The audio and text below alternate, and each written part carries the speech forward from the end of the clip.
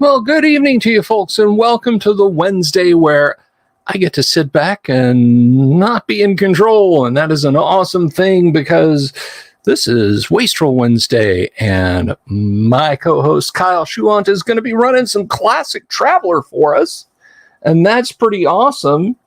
So if you're new to these parts, of course, I am Bill Sylvie, aka the Dungeon Delver, and this is just part of the great content that we bring you day in and day out here, 5 nights a week. We've got the classic RPG material for you. You're not going to find it anywhere else but right here, live streamed Monday to Friday, because that's just what we do. And as always, this episode is brought to you by our friends at Hellebarde Games. Hellebarde Games makes the kind of adventures that they like to play.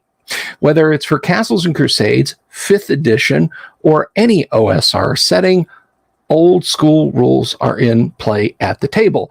You can get them from their website at hellebardegames.com or Drive Through RPG. That's Hellebarde Games. And here's a hell of a co-host, Mr. Kyle Schuant. Kyle, how the heck are you, my friend? Oh, good. Excellent. What is well and ready to game or watch gaming, as it were. Yes, indeed, and I'm definitely ready to get my game on. So we're going to we're going to be bringing some folks in here. We got a couple of folks in the green room. Mr. Game Master, do you want to bring them on, or do we want to hang out for a little preamble ramble? What do you want to do? Well, you can bring them in, and they can ramble as well. We can ramble with us. So let's say hello to Razor. Good evening. Good evening. How is everyone tonight? Good. Finer than Frog's hair. I thought he's got shorter. I got very, what was his name? Wilson or something. Tim the Toolman's neighbor, where you just saw the top of his head and his hat. And talking to him over the back fence. I had vibes of that for a moment. And they kept that up throughout the entire series, regardless of what he was doing. There was one time when they showed his face, and it was on Halloween, and he had full face paint on. He had like a sugar skull face paint, and Tim ran into him in a store. So they did slightly break it once, but anyway. So let's go ahead and bring player number 2 on. Good evening. Evening. So of course we have Sapphire here. You know her, you love her. She's playing Jana. But anyway, how are you this evening? I'm good. We had a little bit of ice today, so yeah. Excellent. Gotta love weather. Absolutely. All right, so we're waiting for the rest of our group to filter in now. I know that there's all. We should get Todd and Tammy. But the Ricky's going to be late. He said. Yes, he said. And speak of the devil, and she'll soon appear. There's Tammy. We can see you in silhouette, Tammy. Everyone's mysterious tonight. That's why I never turn on the camera. It's like an episode of DJ top on. Oh my! Tammy, you're like one of those episodes of 60 Minutes where it's or something where it's like, and a secret insider informs us. The blur over her face. Whistleblower. Yeah, we need your voice to be robotized as well. It's going to kick your router a couple times. That'll do it. Either that or you can do a funky accent. Yeah, so we're just we're waiting on Todd at this point, and then we'll get this show on the road or in space, as the case may be. And just to give a shout out to everyone in the audience, Hurricane, RPG Grandma, Wave of Mutilation, Danny, Uncle Brat, Mark Hoover. Who else is out there? Christopher Sims, Pepe Silva. Awesome. Wave of Mutilation. Good crowd out there tonight. Good to see you all. Damien snuck in there. Almost missed him. But anyway, so not to dwell on it, I did drop a short video on it this afternoon. So what's his face from we're not going to sully your name by saying it. The talking head at Wizards of the Coast intimated that they were considering putting old editions of D&D under the protective shelter of the OGL, which more and more these days that seems like we're going to put some troops in your city to help you with security. Yeah. But it'll be interesting to see if they actually go through with putting classic Dungeons and Dragons into the Creative Commons. I don't know how far I trust them with that, but we'll see. We'll see. And if anyone wants, the whole drama has prompted one good thing, which is like I was doing a little bit of a revision of conflicts, just adding a line or two here or there to clarify one or two things from the various players around the world. Nothing's changed. It's still the same page count and all that. None of the rules have changed. And fixed one or two typos.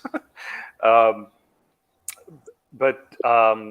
just added a Creative Commons license to the first page. So it's just there you go. Go ahead, share alike. Added that to the first page. So for conflict.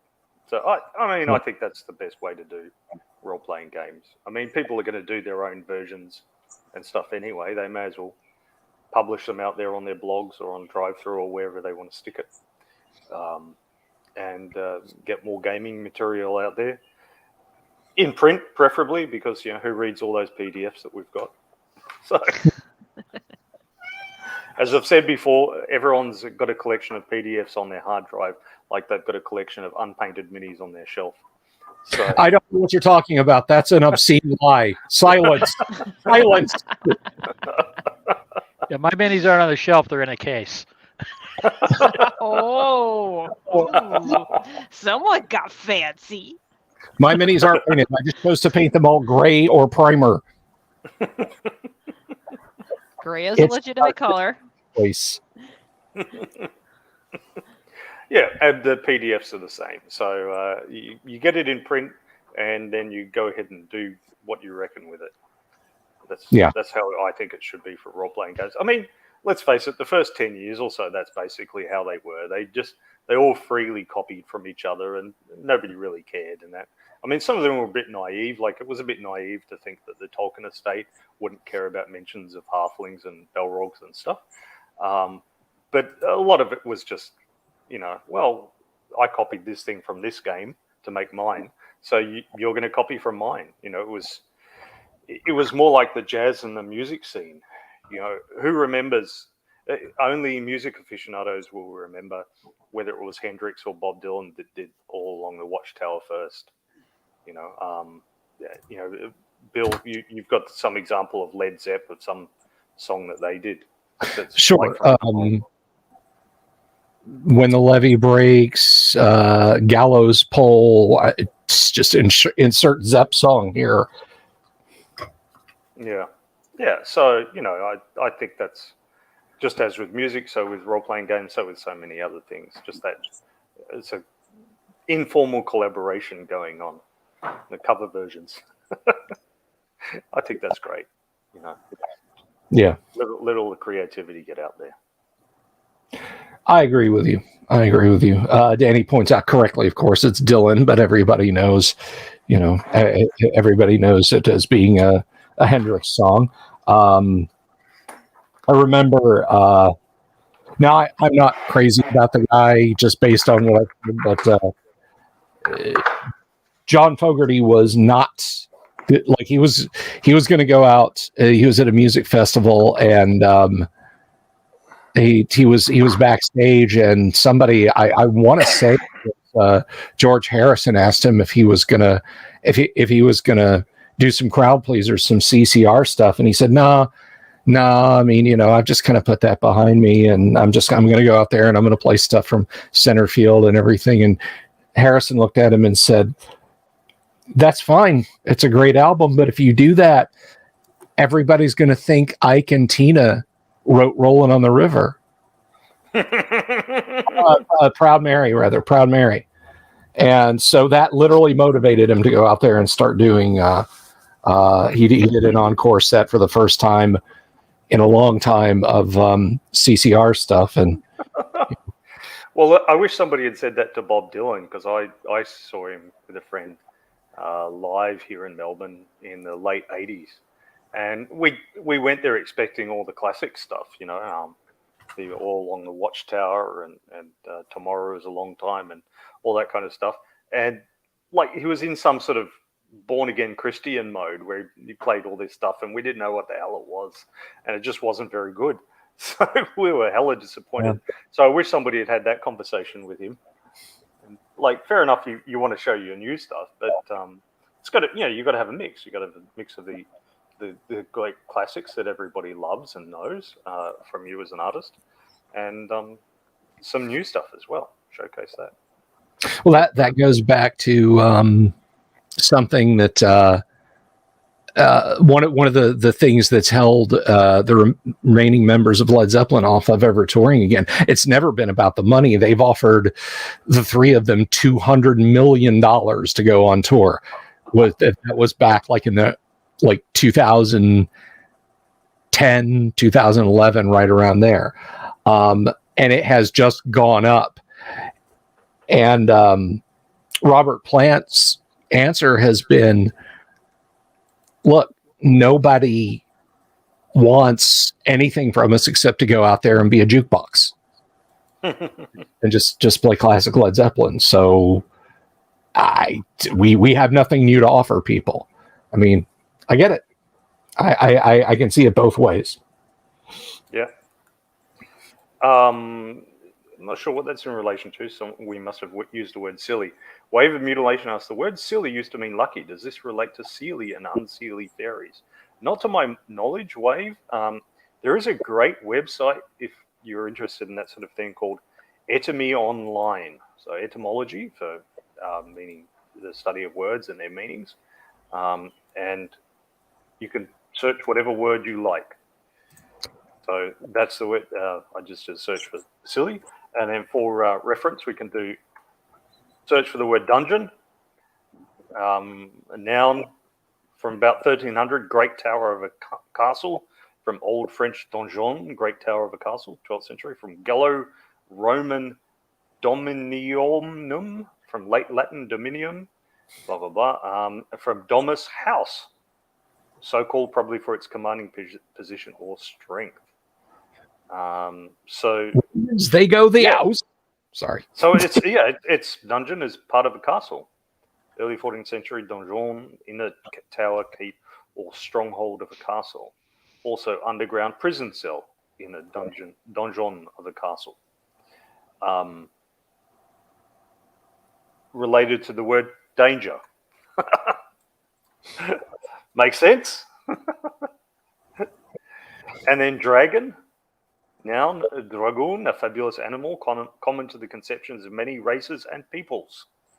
From Old French dragon and directly from Latin draconum. Huge serpent or dragon from Greek drakon. Serpent, giant sea fish, apparently from drak. Yeah. Perhaps the literal sense is the one with the deadly glance. The young are dragonettes. Feminine form dragoness is attested from the 1630s. Obsolete drake, dragon, is an older borrowing of the same word. So yeah, because the source also of Sanskrit dasata, visible, Old Irish ad konkak, I have seen, and characterized. So yeah, dragon is also to do with seeing and light, which is interesting because of the that whole Chinese thing of their dragons being wise. The idea of a dragon being wise. So perhaps there's some common, cultural thing from back on the days when all the humans came from the East African savannah or something. I don't know.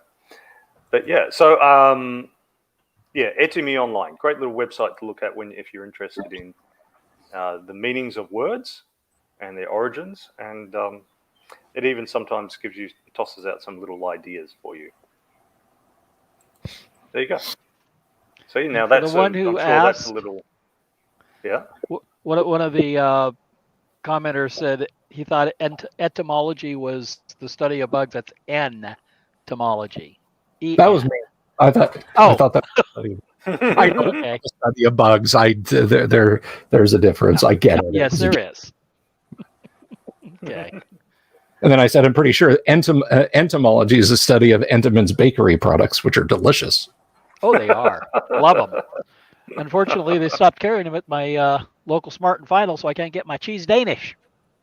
It's a crime. I know it is. Gotta call the food police on them. Bakery is an important part of the quality of life. Unfortunately, our local bakery isn't that good. As my wife said indignantly once after I got some bagels from there, you can't just bake bread in a donut shape and call it a bagel. You can't. You got to boil them. It was the same thing when I bought a baguette from there the other day. It was basically the same recipe as their white, fluffy Wonder Bread type stuff, but baked in a long, oblong shape. It didn't work. Just wasn't the same. It is not. It is not. I tell you what.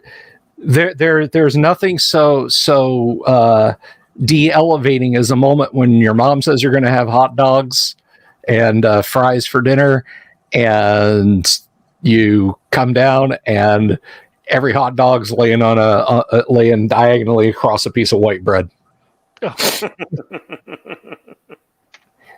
Yes, but no. Well, yeah, bread and not interested in a hot dog sandwich, thank you. Bread and sausages is a big Aussie thing. We don't use the hot dog type sausages. We use the barbecue sausages. Yeah, barbecue sausages and the squishy bread with some tomato sauce on it. That's a big Australian thing. And sometimes referred to as the democracy sausage, because whenever people go to vote, it's always like at local schools and stuff where they've got the ballot booths. And some of the local charities will have a sausage sizzle, particularly the schools, to raise a bit of money for that charity or that school. And people are waiting in line. And while they're waiting in line, they get themselves a sausage to keep themselves going. So we call it the democracy sausage. I love it. Also in reference to Bismarck's thing about democracy, he said, legislation coming out of Parliament is like a sausage factory. You may enjoy the end product, but you don't want to see how it's made. True. One more word, and then I think we should get going on Traveler. Just on the subject of sausage, I made brats in beer with sauerkraut and stewed tomatoes this week. They're brats, not brats. Brats. Shut up. Anyway, Surfer bratwurst. Loaf pan, can of sauerkraut, can of stewed tomato, and brats. And you cook it for for like 45 minutes at 400 degrees, and they're delicious. Well, one more word. We're still waiting on Todd. We want him to come along, and Okay. we'll have close enough to a full crew. But one more word on the sausage. Also on the democracy sausage tends to go a bit of fried onion. And there's always argument about whether the onion should go on top of the sausage or underneath it. So, this argument came to the fore in a legal case because Bunnings is a chain of hardware stores that we have, like your Lowe's or Home Depot. And they always have a sausage sizzle out there every Friday, if not other days. Again, local charities and so on. So, and we just call it the Bunnings sausage, even though it's nothing to do with Bunnings. They don't sell sausages themselves or anything. They just allow people to use their space. And it's also because, you know, people will go with their kids when they go on the weekend to pick up stuff for home projects and all the rest. So it keeps the kids quiet if you give them a barbecue sausage. So what kind of sausages are these? Are these like hot dogs, or are they like Italians, they're beef sausages. bratwurst, They're beef or... sausages. No, they're beef sausages. Cheap. Oh, okay. The cheapest kind of sausage that you can have. It's sort of about like 40% fat and about 40% breadcrumbs and 10% meat, something like that. And then 10% don't ask. Yes, meat in the broadest sense sawdust of the term, or something. You know, the like you look at the ingredients and it'll say something like, you know, cow salivary glands or something. It's an animal product, something from some part of the cow. Anyway, the onion became controversial because a guy bought himself a sausage at Bunnings and then went into the store and he had the onions on top of the sausage, and the onions fell out. They slipped off the sausage and dropped to the ground, and he slipped on the onions and fell on his ass and broke his coccyx. Broke it, you know, the base bone at the bottom of the spine. Yeah. So he sued them for injury. He said that the proper place for the onions was underneath the sausage, and had the onions been underneath the sausage, they wouldn't have slipped out and wouldn't have caused him injury. I hope they laughed him out of court. I don't know. I think it was settled out of court. I think Bunnings just gave him a few $1,000s and told him to go away. We'll give you a few $1,000s as long as you promise never to come to a Bunnings again. Yeah. But yeah, it was like a big debate in the newspapers whether the onion should be at the bottom or the top, and like the Prime Minister of the country expressed an opinion and everything. Oh dear. I guess that was a slow news day, huh? It's Australia. Must have It's been. always a slow news day. It's always a slow news day here. Well, I mean, we could report on international news, but we tend not to do that in Australia because we're this wonderful island continent. So really, if we want to, we can just ignore the rest of the world. And we tend to, except when we take holidays to Bali and places like that. He rolled a 1 trying to eat hot dogs. Pretty much RPG gamer. That's what happens when you are over-reliant on skill systems in tabletop gaming. You get ridiculous stuff like, did you take the hot dog eating feat? Well, no. Well, then your build is all screwed up. You're at a serious negative. Give me a roll. I rolled a 1. You bring the hot dog to your mouth, your onions slide off. Give me a saving throw. Give me a dex saving throw. I rolled a 2. You slip and break your coccyx. That's 1d8 damage, and you're at -2 dex until you get that scene. That's why you don't have skill systems mixed in with your RPGs. It slows stuff down and overcomplicates. How many times do I have to tell you people this? Like GURPS, roll to drive your kids to school. Oh no, we crashed and we all died. Yeah. You roll 3 1s, your car careens off the road, skips over the embankment, rolls down, slams into a nuclear power plant, and causes another Chernobyl. And burst into flames. And when the wall falls down, you look and you're staring at Homer Simpson. It's my first day. Patty says, And there's we've the never thought- donuts that we were missing. Yeah. Never thought we'd talk coccyx on Delver's channel. I thought there was a Grim Jim thing. What can I say? I don't know what you're going to get here, particularly on Wastrel Wednesdays. All right, come on, Todd. We're meandering ridiculously. Come on, dude. He's taking a slow boat to his couch or something. So who wants to fill us in on what happened last week? Yeah. One of the Girl Scouts should do that because they were the most coherent. So. Yeah, I did it last week. Okay, Tammy, what happened last week? I don't do things like that. Even Gary knows I don't do that in his games. Well, you got to extend yourself a bit here. Extend your skills. You're a Girl Scout, Tammy. We have to carry it. Come on. I'm sure your work has got professional development days or something like that. Consider this one of them. But we won't give you a PowerPoint presentation. And just staple your TPS reports on the top and let's go. Tell us what happened last week. I'm going through like all my games. I literally played a lot of games. I don't take notes. So now I'll give you a hint. We were on a spaceship. Yeah. And I remember we did that awesome jump over back to our ship.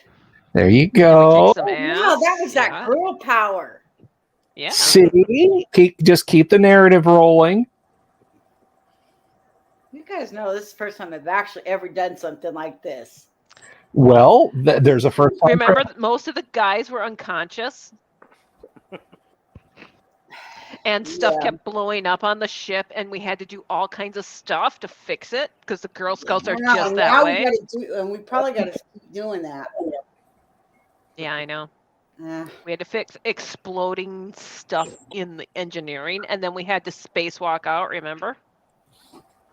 Yeah. And fix that stuff. Yeah. Yeah, and then the Girl Scouts carried it. Yeah, and then when we were in the airlock, we didn't have proper seating. We went all over the place. I do remember that. You just slammed into the airlock. Yeah, we just slammed all over, and we tried to say, weren't we buckled in? And no, we weren't buckled in. We got slammed all over the place. Yeah, I mean, you had carabiners you could attach yourself with, but that's not properly strapped into. You know what I mean? It stops you falling out of the airlock, but it doesn't stop you bouncing around. But it doesn't stop it from slamming against the wall. You know, it's kind of There's like no the web equivalent things that we can attach over ourselves to strap ourselves in like cargo. Note to self. So normally the spaceship, it's like, you know, you've got like a race car kind of harness across your body, right? And you're really strapped in tight, and you got a true bucket seat that kind of wraps around you almost. This is more like being in the race car, but you know the little handle that's above the window in the car one.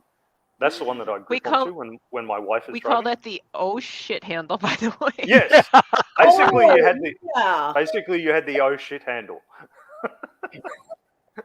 Note to self: we need to put something in the airlock so we don't have this again. You know, because we're probably not going to be the last rodeo doing this. I don't know. It depends on what happens this week. We very well could be. All right, I've messaged Todd. I haven't heard back from him. Shall we roll on, Game Master? It's up to you. Yeah, I think so. Jimmy says, in the few minutes I've been here, we've heard about the democracy sausage, Marx duodenum, etymology versus entomology, an assortment of baked goods. It's definitely traveler night. Wouldn't happen any other way. Well, that's gaming, Jimmy. I mean, it's you know, about 50-50 actual gaming, and the other 50% is just random bullshit. We're eclectic. What can I say? Right. Yep. Exactly. I just want to put a note, though, Gary, in your game. That doesn't mean I'm going to do this. Oh, why not? I'm just going to tell you that didn't give you the... Okay. I had to put it out there on the podcast so that everyone heard, Doesn't mean I have to put up with it. In my game, I'm the game master, so I just make those decisions. Well, the dice make the decisions. That's very true. The dice they make the final decision. But or at least let me rephrase that. They guide me how I should make my decisions. No, I just roll the dice and whatever happens. I'm not worried. Hey. If you can't get them now, you'll get them later. Is that the theory? Well, the players are usually trying to get themselves, so. Especially this group. Yeah. At least half. Yeah, at least half is always dead. Every fight I've been in, I've been taken out, so. Here he is. Good evening, Todd. Add him. Bill, stop adding him. I keep adding him. And then you Add remove the it. screen.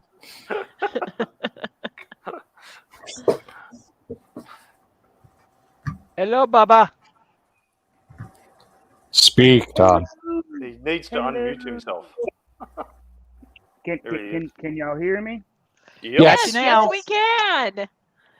Woohoo! Yabba dabba do. Alrighty. All right, you're here, so you're ready to go. All right, so you have plumed the Josephite ship Hamburg, reducing it to its constituent atoms, apart from a few bits of scrap here and there. The 3 Josephite Marines that you killed, you tossed out of the airlock in your spacesuits.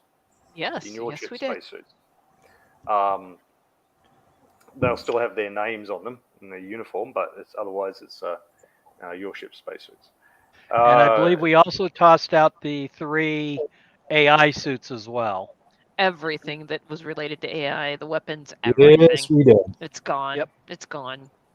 Yeah, tossed it all out. All right, and so you're burning away from the site at 1G. You can't really do more than 1G because these guys who are severely wounded will just pass out. And if you push it to 4+ Gs, you may actually kill them. So. And I'm on a rant. Whoever is sabotaging my ship, I am going to jettison them. I'm so mad right now. Didn't Ricky already do that or try it or something? Well, Ricky, in the form of Linda Zhao, took Jaquel into the airlock and challenged her and accused her of sabotaging the ship and of drugging the severely wounded guys so they'd stay unconscious for longer. But Jaquel denied everything, says, why would I sabotage a ship that I'm in and end up suffocating myself and so on. She denied everything, and it was when Zhao was about to space Jaquel, or was thinking about it, that's when the Girl Scouts were coming back into the ship after their EVA to repair the leaking hydrogen pipe. So at that point, you had to decide whether or not to space Jaquel as you guys were coming back in, or to let her back into the ship and then let you guys in. And you only had literally 1 minute to decide. So in the end, Zhao let Jaquel back in. Obvious reasoning being you can always space her later if we want to. Do we have a truth serum type of thing on the ship? No. You've got a normal range of drugs like sedatives, morphine and stuff, and they tend to be disinhibitors. But a disinhibitor just makes the person more likely to do or say what they would normally do or say anyway. That's why some people are happy drunks, some people are angry drunks, some people are sad drunks, some people are sleazy drunks, because they are naturally happy, sad, angry, or sleazy. It's just that the drink takes away their inhibitions about expressing that. This is The why PC me. filter I disappears. This is why me. I don't get intoxicated except in the presence of my wife. You can guess which kind I am. Would that be really happy drunk?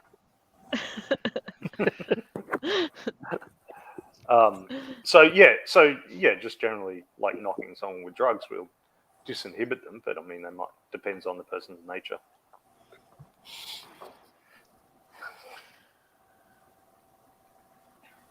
Well, I'm gonna go scour the ship with my sanitizer as I'm going through, looking for any kind of oddities to make sure we don't have any other additional sabotaging that is going to cause additional problems. Yeah. And So I'm gonna look out like for I said, signs for somebody that might be like hiding like we on said board or in something. the last section, you'd already noted that your tool set, which is normally arranged in a particular way, had been rearranged a bit, as if somebody else had used it and not put it back where it should be. And you'd already noted that there had been a missing bottle of morphine. Now, when you go through again, your tools are where you left them last, but now there's 3 bottles of morphine missing. Ah, son of a mother. I'm taking the drugs and I'm locking them up. And I'll warn the captain, somebody is taking the morphine. They're going to try something else. Are any of the crew British? Well, technically you all are, because you're part of the Commonwealth. So. Oh. The Northerner's always a smackhead, so... Well, the naval SOP, or the military SOP, for when drugs go missing is that you turn over everyone's quarters. All right, let's do it. That's what we're going to do. And everybody's going to be present. It's not like, hey, wait in your room. We'll get to you in a minute. Y'all walk into Bubba's room. He's all passed out, drooling on himself. Yeah. He stopped in the middle of a bedazzling art. All right, Quinda, since my other security officer is unconscious, and I'm assuming that you're not the one who doped us all up and then yourself to cover your tracks. Why don't you take your boomstick and have everyone sit and have a nice meeting in the day room? And myself and Jana are going to toss everyone's quarters until we find what we're looking for. Let's get comfy, folks. All right, I proceed to search. I've got gloves on, and I have the sanitizer yet. Just so you know. You might need plastic gloves. Yeah, I've got the gloves on. I got the rubber gloves. Yeah. Especially when you go into Bubba's room.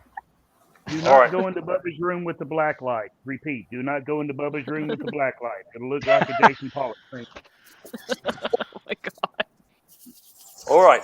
It takes you a couple of hours to go through everyone's gear, because you have to go through like really thoroughly. Mm-hmm. But you find the missing bottles of morphine. You find them in the quarters of Linda Zhao, Ricky's character, screwed in behind a little ventilation duct.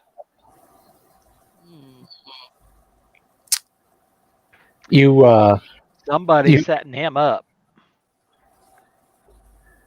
Huh.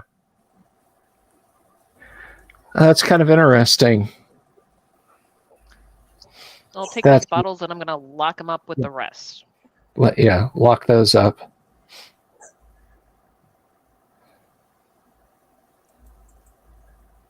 Tammy, and then our captain are the only ones that have access, because Tammy also does medical, so the two medical people will have to have access, obviously, and our captain. Yeah. So that's it.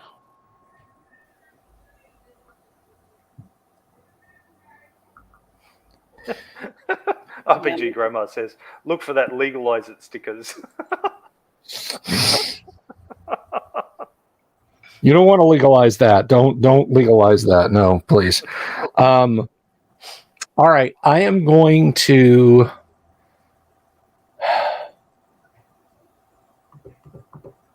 I don't know. I just don't know. That's a tough call. I don't think it's Linda. Well, we could lock him up, and if anything happens while he's locked up, that obviously will indicate that either he was working with someone else or he was framed. She, the characters. Or she, sorry, she. Well, I think either working with somebody else or framed, or under the control of something. Because we did bring that AI stuff on board temporarily, unknowingly. Yeah, that is a good point. Well, it was brought on board. We didn't do it. Oh, we brought it on board. They were wearing it when they came on board. Yeah. We just took it off their bodies. Well, and Tammy and I came back with a couple suits wearing too. Okay. Because we were in a I'll give you that firefight. one. So, and then a couple of the guys, you guys were like doing some of the weapons. So yeah, I mean, we had it on board. We all had kind of access to it. So we thought we got it all off, but maybe we missed something. Danny says, were the seals tampered with? Ask for quality assurance volunteers. There's your suspect. All right, I am going to call a meeting in the day room. Everybody, whatever you're doing. Well, somebody's got to stay on the bridge. Are we in burn to jump, or are we in jump? No, you're in burn. Okay. Is there enough room on the bridge for all of us to stand or sit or whatever? Yeah, you can all stand there. Yeah, fine. Everybody up there. Nobody's going to be by themselves. We're going to use the buddy system. Everybody get your buddy. You're my buddy, Captain. Thank you. Tammy, you and I are buddies. All right, girl power. I guess I get Linda. Now listen up. I'm no Hercule Poirot. I'm no Agatha Christie. I'm no Robert Downey Jr. But one thing I can tell you is somebody on the ship is messing about. Linda found 3 ampules of morphine hidden in your quarters. Now, don't say anything, because the first thing you're going to say is, I didn't do that. That wasn't me. That was planted there. I know that's what you're going to say. So just be considerate, because it's a little crowded here on the bridge, and, don't foul up the air. I think we can fairly well assume that Ricky would be angrily protesting at this point to blaming Jaquel. Yes. Jaquel, I have every reason to believe that you're up to stuff. Literally the second idea of all the bad ideas you've had, and they have been bad, was, let's keep the artificial intelligence computer. And like a bad penny, it's kept turning up. Now, I, myself, have been the most vociferous about not having anything to do with AI. And it's now 500 million miles floating in space behind us. Or is it? Because I just happened to end up dosed with a few grains of hospital-grade morphine when I was already in shock from being shot, which could have killed me. But if you want potentially hundreds of millions of credits, hey, you got to break a few eggs. Am I right? So here's what we're going to do. I'm not going to do what Linda would have me do, which is throw you outside so you freeze boil in about 15 seconds. I've grown a certain amount of distaste for unnecessary murder. So here's what you're going to do. You're going in lockdown in a room that's not yours. If you protest this, I might raise what you've done to a capital offense.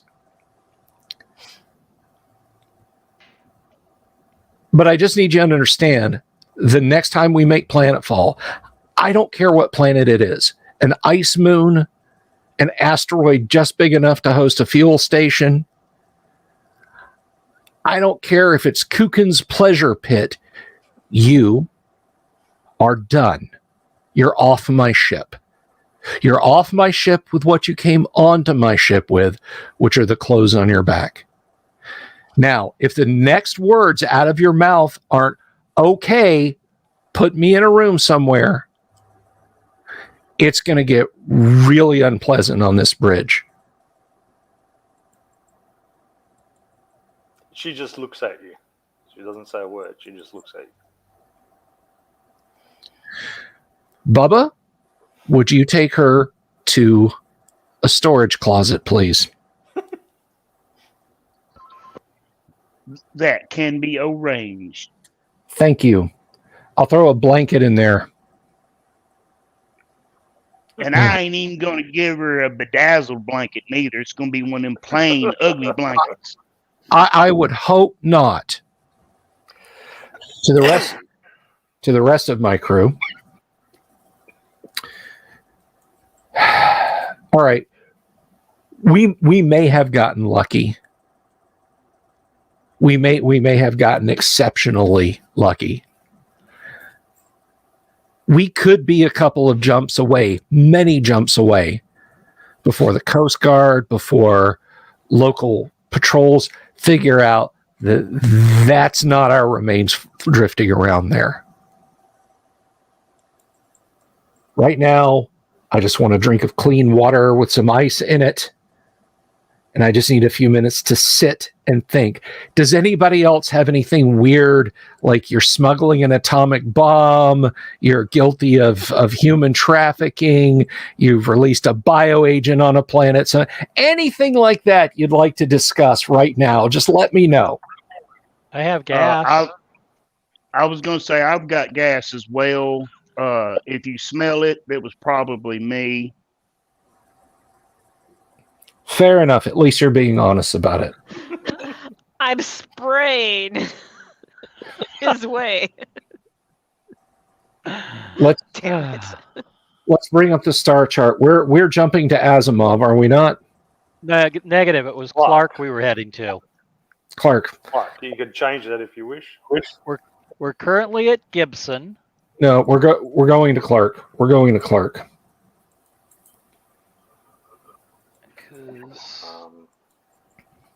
Yeah, Asimov isn't even within our range. I don't even know where it is. Oh, there it is up there.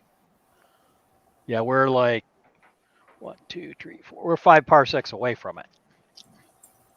Yeah, Okay. you are at Gibson. And you were going to Clark. We're going to Clark then. One other thing, if one of our medics could, I'm not trying to be crass, if you could give her a thorough exam and make sure she's not carrying anything else on her person, I would greatly appreciate it. If she protests, you have my permission to completely sedate her. Let her have some of that morphine back. Tammy, maybe the two of us should both be there in Yeah, case don't do it she alone. tries anything funny. Yeah. Yeah, and then we'll just have 2 vials of it ready so that when the first one I'll say I didn't think it went right, then you can go in and put the other one and then we don't have to worry about her. Oh, okay. This is why I love having you on my crew. And with that, the captain is returning to his quarters. Gwynda's going to go lay down and rest. Bubba goes to his room and turns on the Ramones sedated and starts bedazzling. Hopefully to the beat of the music. Bump, bump, bump, bump, bump, bump, bump, bump. Okay, yeah, you lock her up.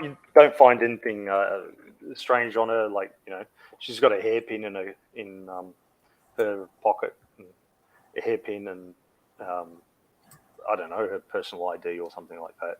She doesn't have anything remarkable on her. Just the usual. We're doing a very thorough search, including cavities, unfortunately, just to be sure. And she's not keeping We're the taking hairpin. this stuff seriously. Okay. That's why I had them do it. Hey, And she ain't keeping that hairpin. You never know what she can do with the hairpin. Oh yeah, pick locks. just make a favorite. Stab somebody in the eye. It's a dangerous weapon. We're going to turn into the TSA. She could build an artificial intelligence out of that. Whatever I can think of doing, I suggest that. Oh, Ricky, you jumped in. We're I didn't notice proactive. you jumped in, mate. Yeah, Ricky, they found that there were another 3 bottles of morphine missing, and so they did a complete barracks tear down, and they found it in your room. They found it in my room. Yeah. Of course they did, because of course I'm the one person who would, I don't know, point out the murderer amongst all of us. To be fair, she hasn't murdered any of us yet. Okay, that's valid. Murderers are a little bit of a strong term, but you do use Jaquel the right has word on there. no occasion fired a weapon or struck any person, nor has she herself been injured. Captain, permission to shoot Jaquel. Not yet. Not yet. I have my reasons. We have isolated her in not hers, but a different room. After searching her very well. Yes. The Wonder Twins did. And then I am going to take samples too. I'm going to take samples of blood, tissue, all of that stuff, because I want to run it just to make sure she is who she says she is. How would you tell that from her blood? She's secretly a cyborg? Well, she has shot at one of us, because the first night we met, she shot me down to dance at the honky tonk. So there is that. And of course, that's the biggest crime. She was to blame. Okay, so while you were molesting Jaquel, you after you've done all that, you go through and you do all your checks because you're your checks on the ship, right? Because you wanted to make. You said in the last session you wanted to make sure you weren't going to get any other rude surprises. Yes, I am. And Tammy's going to check all the electronics and the programming and that to make sure that there's nothing else going on. Yeah. Tammy finds small rodents of an unknown species, these little sort of rat-like things, but with 6 legs. They seem to be chewing on the electricals. They seem to have a fondness for the sheathing on the electricals. I wonder where I've heard that before. Ew. I'm going to go to the captain, and I'm going to say we need to vent again to get rid of a rodent problem that is causing some of our issues. And when you look at you spend the rest of the day checking through the electricals and where they are, and you think there's a fair chance that this might explain both the reactor blowing, or the water going into the reactor blowing, and the liquid hydrogen leak. I don't care. I'm not going to share that. I'm just telling you, this is what you think. That's Whether you fine. pass that on or not, it's up to you. What you do with the information, I'm giving you the information. Oh, I understand. I'll fix it, and we'll get rid of the rodents. Put everybody in air suits and such, and vent to kill them off. No way. Wherever they're this hiding. isn't space herpes. This is space crabs. They're rodents. They have to breathe, so I'm killing them off in mass because they're rats. They breed fast. Who knows where they have nests? Yeah. Then I'm gonna have to The ship's gonna spray smell everything bad from... again. So Yeah, the are you ship's going gonna smell to bad. are you going to let Jaquel out of the closet so that she doesn't suffocate when you vent the ship? No, we'll give her a suit, tell her to suit up, and man. we'll leave her in the closet. Yeah, why Yep. would Give we her a want to suit, take her out of the closet? No, she stays in the closet. I know. Why would we want to do that? We should let the We're giving her a rodents join suit her. and tell her to put it on. It's gonna get kind of dark and cold. Yeah, we should put some of those rodents in her suit. No. We're kicking her off. Didn't say we couldn't make her life miserable until we did. She's in a closet in a suit in the cold and dark soon, so let her stew. Okay, so yeah, you vent out the atmosphere and you want to leave it an hour or two to make sure every last nook and cranny has lost its air. Yep. So you spend a silent hour or two, nothing but the sounds of radio static and your chats between you. I would have taken one of the rats and put it in a cage so I can watch it to make sure that my cleaning is going to be thorough. Yes. Because odds are we're going to get a mutant strain of rat that's going to live through this. A vacuum How rat. long- a vac How rat. long does it take to suffocate, right? Yeah, I'm the not rat risking it. I want to make sure. The rat keels over.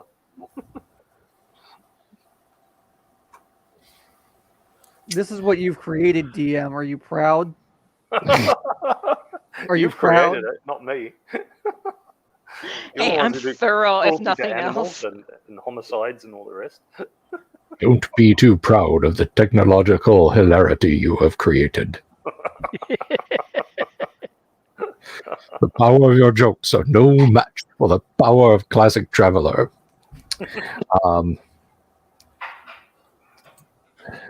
All right, so yeah, once we've dumped atmosphere again and repressed the ship again, Yep.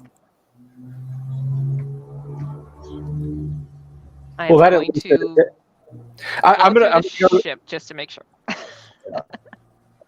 and I'll tell I'll tell her in the interim, hey, good news, you probably didn't cause the explosions, but you also probably drugged myself and the other wounded Oh, I crewmen. didn't share that. I didn't share that. You don't know about the rats causing the issues. I just said we had a rat problem. I kept that to myself. Okay. Dude. Space Petter is going to protest. Yeah, That's I all- don't want to eat them. One of those RPG horror stories that a player rage quit a game because the game master would not describe his campaign world as being vegan friendly. I'm not making that up. I mean, the post might have been made up, but I actually did see that. All right. Yeah. So once all that's done, are we ready to jump? Are we where we can jump? How many days to get to jump point? Okay, it's just another day to jump point. However, now this is where it's important whether your electrician and your mechanic tell you these things.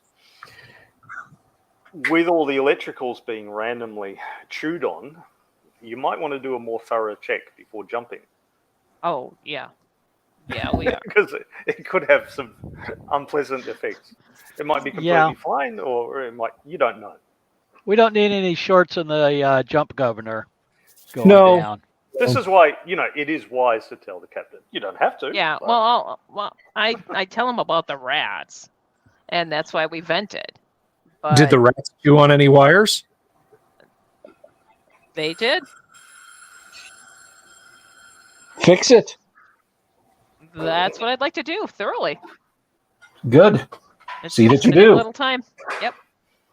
So I will fix and look at all of the mechanical parts, and I have Tammy working on all the electronics to make sure all that's kosher too, that everything is good to go. So when we hit that button, it's going to be what we expect. I do have electrical one, so I can help if nothing else. Good, I hope good. you don't run out of duct tape. So we'll No, we'll we have a put your lot of two electrical tape. skills together. Electrical 1 and 1. Oh no, she's got electrical 2. So She has electrical too. Yeah. Yeah, so that makes it 3. Make a dice roll, either Tammy or Ricky. Tammy, go ahead. Okay.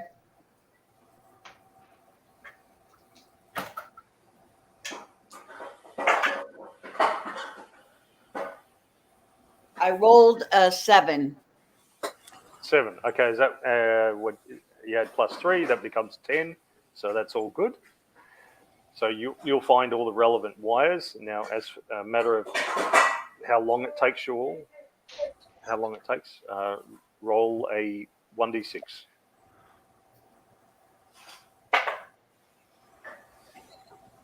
I rolled a 6.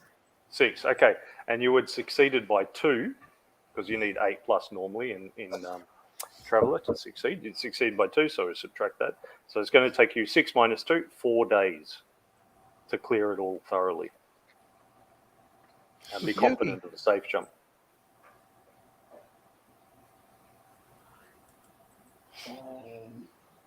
Okay. All right. No big. All right, so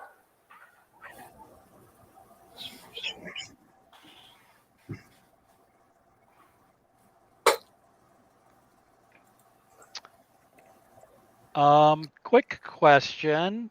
yeah. Somebody confirmed that we have enough fuel because we lost some due to that little explosion. That is valid. Yes, you do have enough fuel. You just don't have as much as you normally do. You don't have the the massive reserve. So depending on where you come out on the other side, you may have a shorter or a longer trip. Okay. Well, nice thing about space is you go poof, you get 1G for an hour, and then you just coast the rest of the way. Yeah. Very true. Yeah, there's even a bit in one of the Expanse books where I think what's his name, the big brutish guy. He's like after a battle, he sort of muses that they fired their railgun shots, and he muses that they're going to keep on going forever. Yep. And someone in a galaxy long from now, in a galaxy far away. Well, unless they hit a gravity zone somewhere. Yeah. Well, we could be on the lookout for like asteroids or something like that are floating nearby that we could grab, and there might be liquid on there, frozen ice or something that we could utilize too. I mean, we've done that before.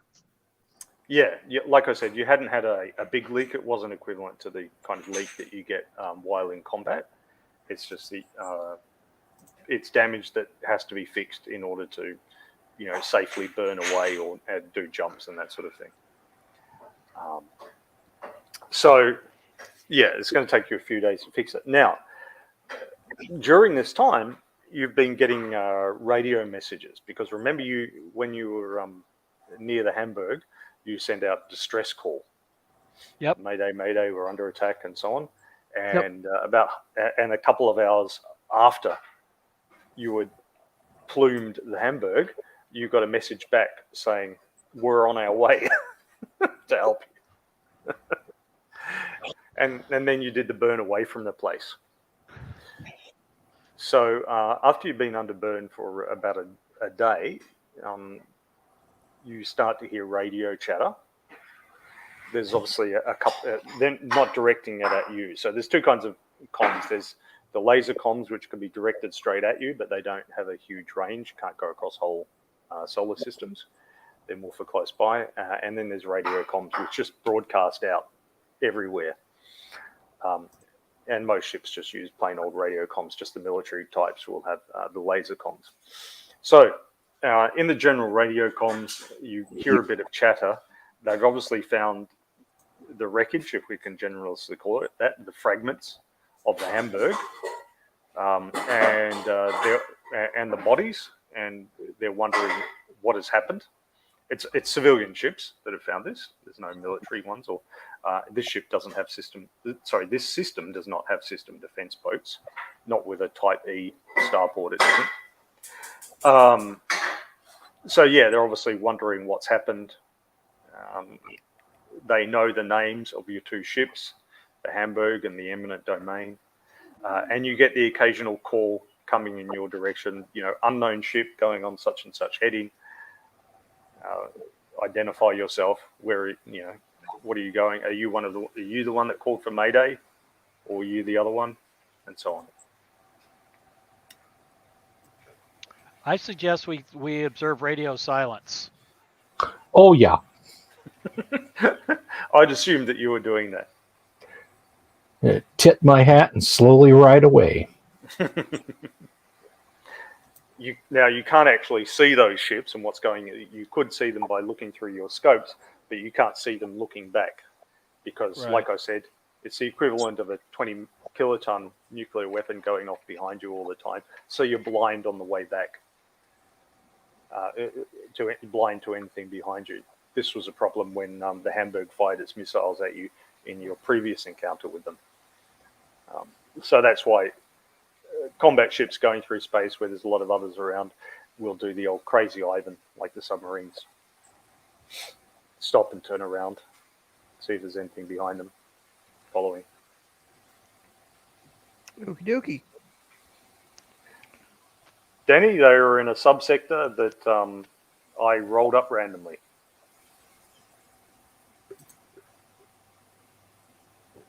This is the way to do it. Make up your own stuff. Don't use source books. Just make up your own. Saves you money, and you come up with more crazy stuff. In this case, a whole subsector named after sci-fi authors. All right. Yeah, so you just observe radio silence. You continue ignoring them? Yep. Okay. So you cruise on out to your jump point, and on day 280, having started the campaign on day 100, and day 280, you jump. Alrighty. Okay, give us a jump roll.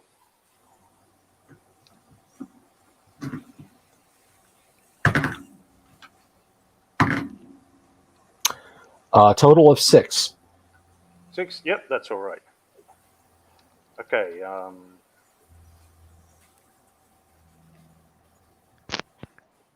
And looking through, do we pull out bodies of these rodents? Say again, the bodies of the rodents, what about them? Yes, Yeah. you find them. Yeah. Okay. Oh, those Well, things are you don't find all the jettisons. rodents. That's going to take a while. Okay, so you enter jump. You get that familiar sensation going through you, or familiar to you guys anyway, of like your guts turning to water momentarily, and your head swimming, and then poof. And you go into jump, and you retain the same acceleration that you had before. So you guys have just got one gravity, and you've got 7 days to do with as you see fit. Okay. Who wants to play hacky sack with the scientist's head? I will settle for recovering my injuries. Same. Same. You recover I will 1 point a deliver day. oatmeal to her, and that is all she gets. Oatmeal and water. Fine with Plain oatmeal. Yes, make sure it's plain. Don't put any extra niceness in it. molasses. Oh, Yeah. there is no brown sugar. There's no cinnamon. There's no apples. It is plain. There might be some diced rat tail in there just for variety. No, that's protein. She doesn't get protein. She does not deserve protein.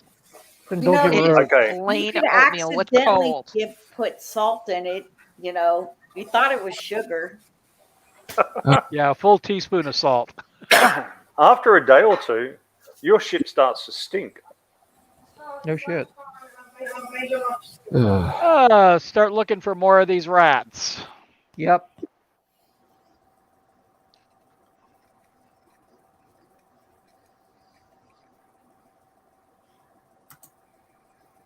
Yep. That is what we'll have to do. Crawl through the ductwork. Pull them out. Hey, Bubba, make a note on the next resupply at the next station. We're going to want a shitload of those little trees in the plastic wrappers. Yeah, the ones that you put in your car. How about could we send the drones in through the ship, by the way? Those little remote control drones that we have to pick out the dead bodies? Well, those are reactor drones. They're relatively large. These that's fair. have just appeared in all sorts of little corners and in ventilation ducts and all the rest. The ventilation ducts that are too small for people to crawl around in, unlike all those cool movies.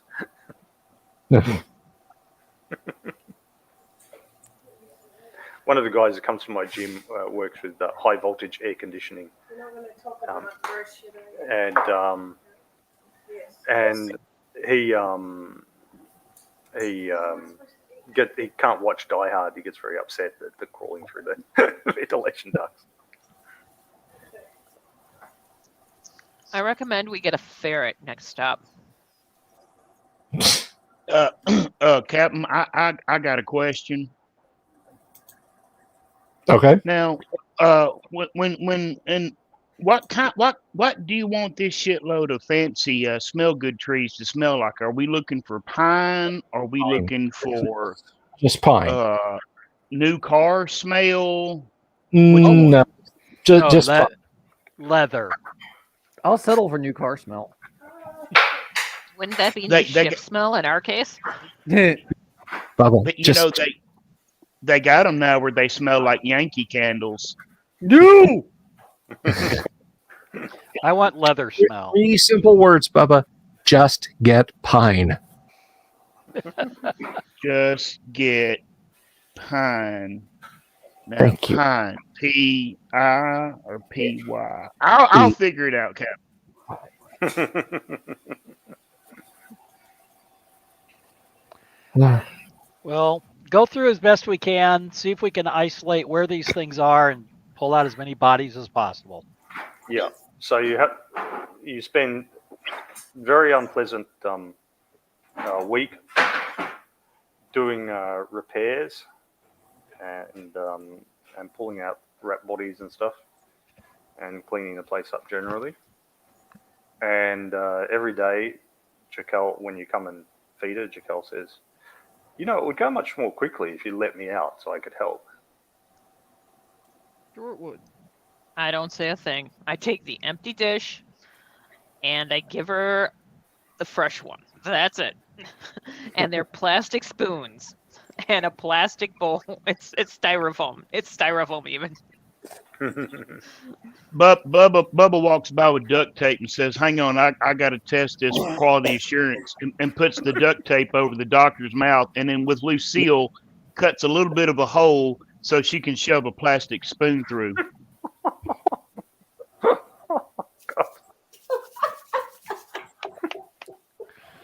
You have since pissed off your players.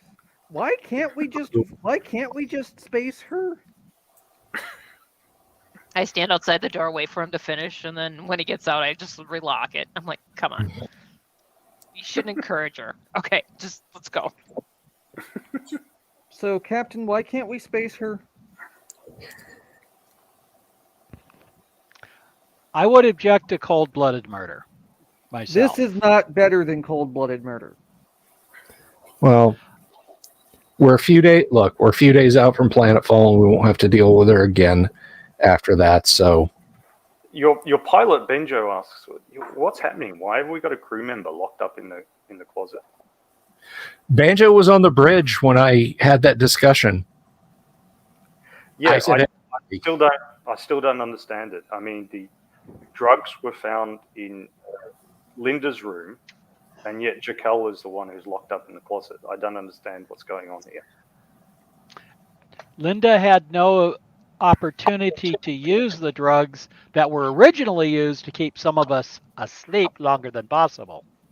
Yeah, and if I'm being honest, she had the exact same opportunities that Jaquel did. I think Linda had already been taken out by that point.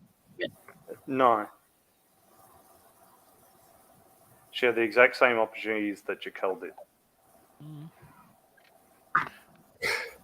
Well, I was out of it. So. And this ship sabotage. I mean, haven't we established that was the rats? Nope. Nope, I didn't share that with anybody. It was not shared. Well, I mean, it's logical if you've got rats going around chewing on the electricals, says Benjo, that it's not going to be particularly good for the ship. Well, Banjo, in 11 days, it's not going to be our problem anymore. Let's just focus on getting to the fact that we don't have a pinnace chasing after us, lobbing nuclear missiles is a miracle enough. I just want to get to where we can put this lady off. Ben just says like this is, you've got crew members who like have shootouts in rundown flop houses and cut people's throats and leave them in the bathroom and that, and then you've got somebody who's like committed no violence whatsoever. Her, like me, I've committed no violence whatsoever, and suddenly she's the enemy that we've all got to be frightened of. Is it because she won't commit violence? Is it because she's not violent? If so, I might be in trouble. No. I don't want to find myself spaced like you're talking about with her. Stand down. Relax. It's not because she wouldn't commit violence. When Bubba and I and you met her on the planet, the first things out of her mouth were lies to us. All right? She's no archaeologist. She's a shipjacker, just like us. The next thing she did was try and smuggle an AI, which I don't know if you're keeping up on current interstellar law, but will get us all very dead. And I think I've been held forth pretty firmly on the matter of not getting dead. And so I only killed those. Night with her. But just relax. Nothing to do with you. And I only killed those people with Lucille because they were making noise and they were going to take my fancy shoes, and you don't do that. It's got everything to do with me, Captain, because I don't want to be next. You're not gonna be next. We can always find a new pilot. He's welcome to leave anytime he wants. Do you want to cashier out? Yes or no? You're not going to get locked up. Just get us into position on the next civilized world, and you're free. I owe you some back pay. He just kind of looks at you warily. Oh, for fuck's sake. He seems to be genuinely frightened. Calm down.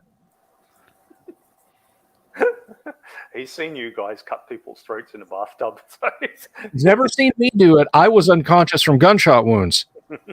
I was trying to show him how to do it, and he kept like throwing up. Tammy and I were in the hallway. We were not part of that. I was bleeding out on the floor. Wisdom from Wave. Threatening the innocent man is a great way to alleviate his fears. I didn't threaten him. I just said we'll give him his pay and cut him loose from the crew on the next planet we get on. Yeah, I did not hear a threat there. No. If anything, I mean, hey, here's 72,000 credits and a suitcase full of gold bars, and go on your merry way. If that's what you want. Hell, if he considers that a threat, what's a compliment? Right? Look. Empty hands, nothing hanging from my belt. What do you want to do? When we make planetfall, do you want to cashier out and leave the crew? It's fine. I can hit the hiring halls and find somebody else to drive this tub. I get it. We've all been a little wound up the last few months. I'm picturing jazz hands right now. I ain't wound up, Captain. Thank you, Bubba. What do you, Banjo? What do you want to do? Well, I would just like to point out, Captain, that there's a naval base in the system that we're jumping to.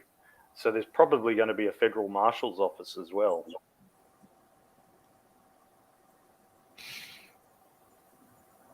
Okay. So you're saying we should someone's space her going to too. turn us in to get even more profit. Nice. Bubba raises his hands and says, "Banjo, are you saying you're voting to space her too? Then I don't want to space anyone," he says. And nobody is going to get spaced. Banjo, all right, thank you for reminding us of that. I've been under a lot of pressure. What else is in? Are there any other facilities, any commercial facilities, and we can maybe avoid the Navy base? Yeah, so the Navy base is in orbit around the planet. Okay. And they'll have repair yards and so on. They've got a system search and rescue in this place, and they have a down port with a Class A starport. So it's a bright sun, about twice our own. It's only got a few hundred people. It's basically a mining colony. It's 0.6 gravity, half a bar atmosphere, high carbon dioxide. It's radioactive with very salty seas. All right.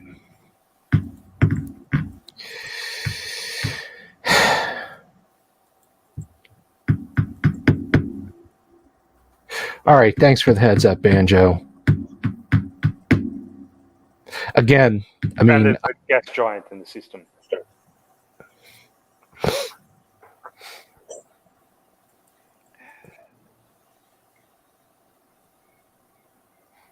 I posted the stats of the thing. Okay. I'm interested.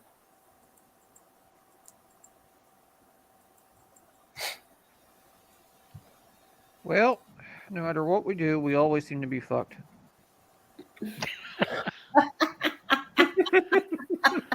I was hoping we'd gotten away scot-free.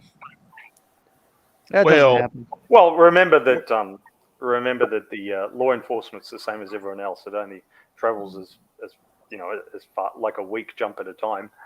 So your escape from Gibson. Where are we? So you will come out of jump on day 287. Your shootout with TJ Hooker and Rico and rapid takeoff from Gibson and so on was day 272. So, it will have been 2 weeks. You left the federal marshal had been on Gibson when you took off. 271. So when you come out of jump, it will have been 16 days. So basically, unless there were no other ships on the pad. So unless a ship lands and he immediately commandeers it and chases you or something, or unless an all systems alert has gone out or something. Well, what was he? He was following up on. So he was. we weren't his job anyway. I'm not worried about him.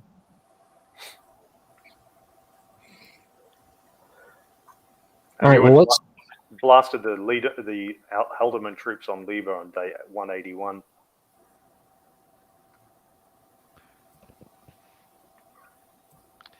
I'm not worried look, about all Haldeman we need troops. to do.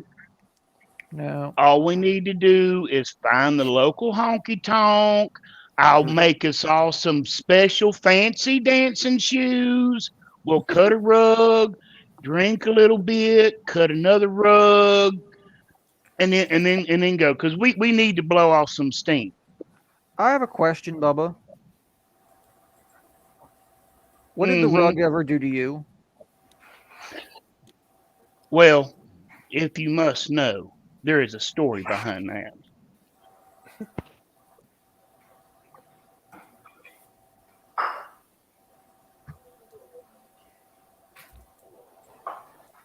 okay. Anything untoward happen to us on the way for the rest of the trip? No. All right. So you come out of jump.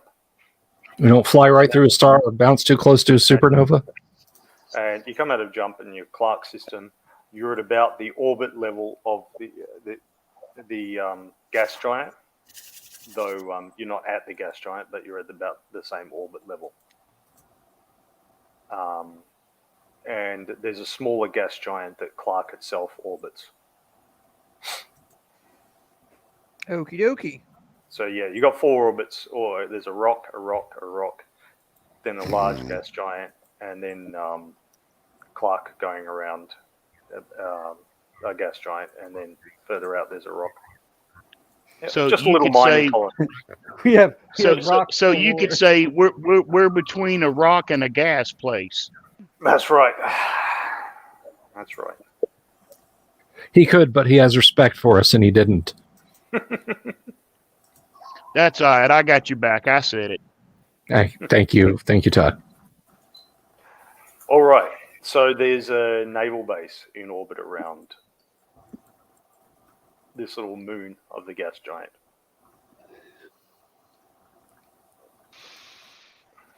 This mining colony.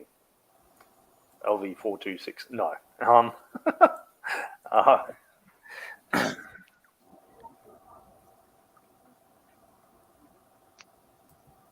Oh, Razor's got the background going on. The travel background. I got tired of people getting to look at my messy desk.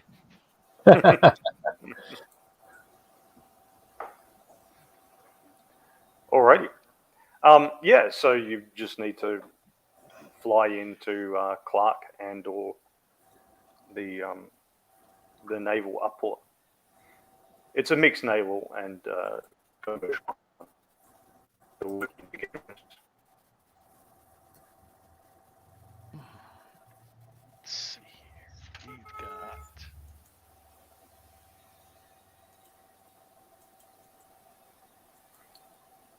Okay.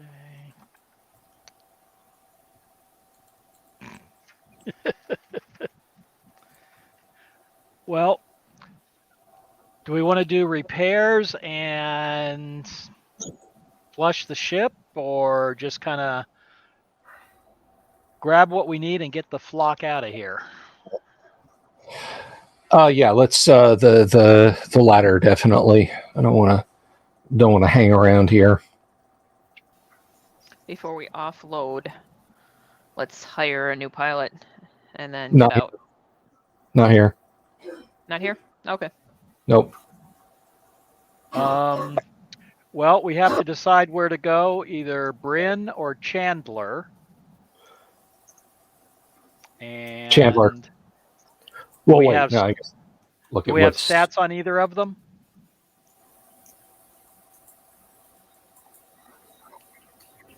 Okay. What do you have to? Stats on Well, Bryn good. or stats Bryn? on and stats on Chandler?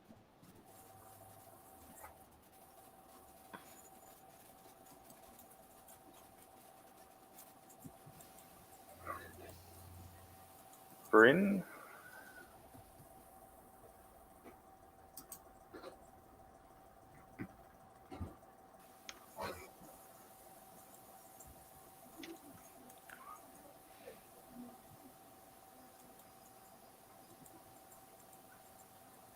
And Chandler. Okay, so are you approaching the naval station or the planet?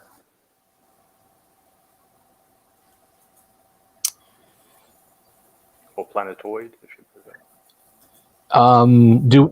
What do we need supplies wise, Mr. Game Master? You need fuel. You need various sundries to repair. More tape, more spare wires. Yeah. Air pressures. Then we'll stop and we'll collect those things just as quickly as it's humanly possible. Yeah. We should be able to get And be those sure- civilian side. And be sure to get the trees that smell like trees. Yeah. Captain's orders. Sorry, And I'm I'll order the trees that smell like trees along with the other supplies that we need. Yeah, we got to replace the salt.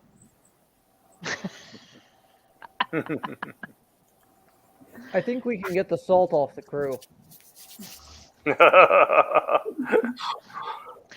I think we'll have everything delivered to dockside. We'll take it on quickly, and then right before we leave, unload a person. Can't we just place an order with Space Uber? Spoober. All right. Did you post the world stats? Yes, I did. In the it should have come up in the chat. See, Bryn and Chandler. You'll see it in the chat. Along the line. Okay.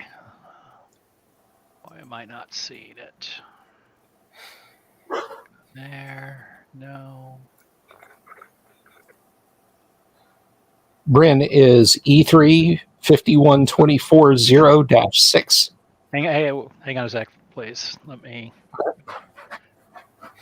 Okay. E. Go ahead. E3 Yes.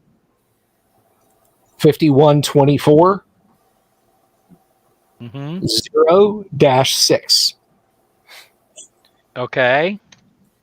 Chandler is Charlie 6 777 99-5. Thank you. Okay.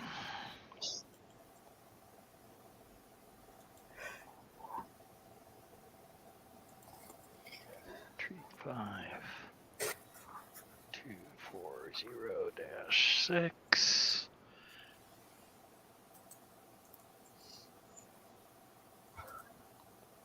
See.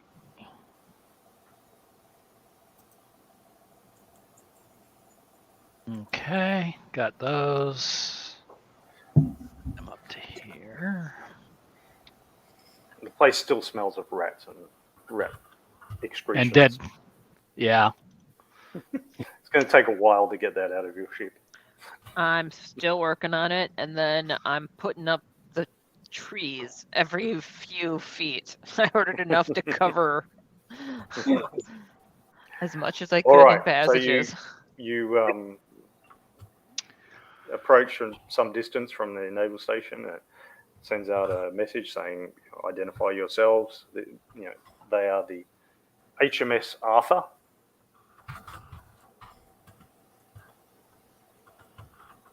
Upport HMS Arthur. Identify yourselves and your intentions. Yeah, this is the Heinlein. We're just stopping by for fuel. We need a few repair supplies, that sort of thing. Understood. Okay, approach docking bay 8. Docking Bay 8. Mr. Game Master, do you want me to make a boat roll? Yeah, ship's boat. Will an 8 suffice? It will. As always, you'll certainly do it. It's just a matter of how smoothly it's done. You do it reasonably smoothly. Fly casual.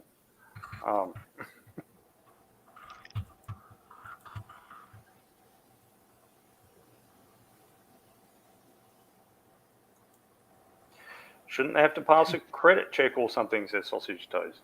Yeah, that comes when they land, when they get on the ship, on the station, if they want the buy-in thing. Requesting a flyby from the tower. No.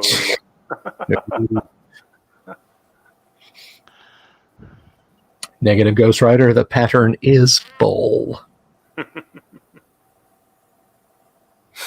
Zoom. All right. And when you dock, you're met by the customs guys, and they say there's been a bit of trouble in the subsector lately, so we're going to inspect your ship. Sure, knock yourself out. All right. What have you done with Jaquel? Is she still locked in the closet? I thought we kicked her off at the last place. No, this is where she's getting off. This is where This she's is getting the off. first place. Oh, okay. She is going to sit quietly next to me.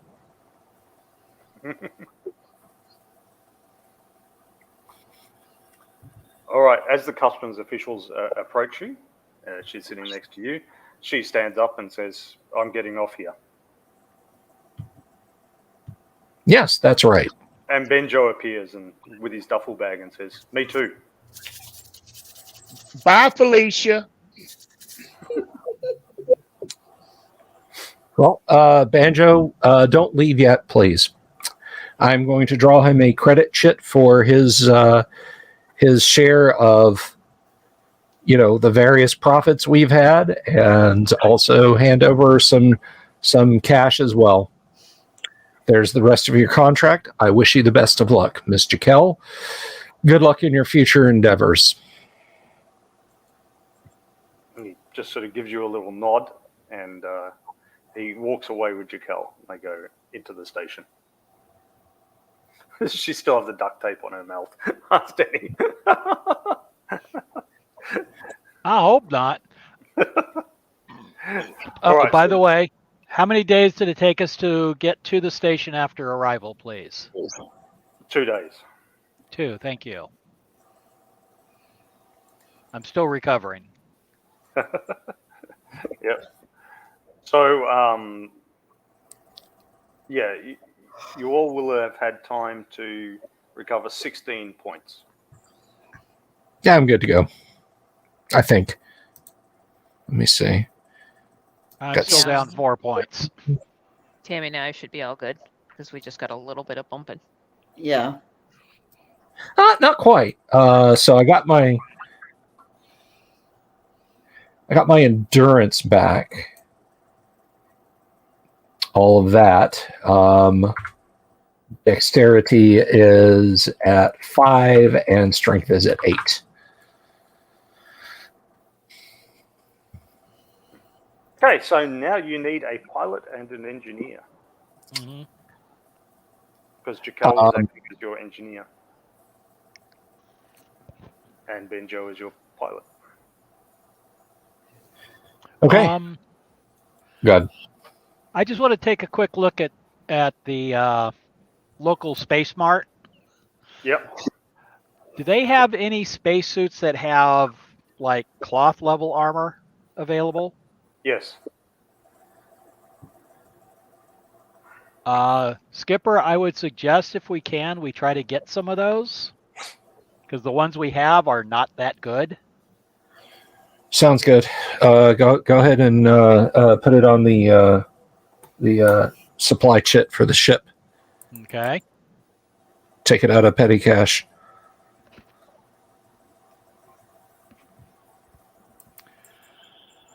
Okay.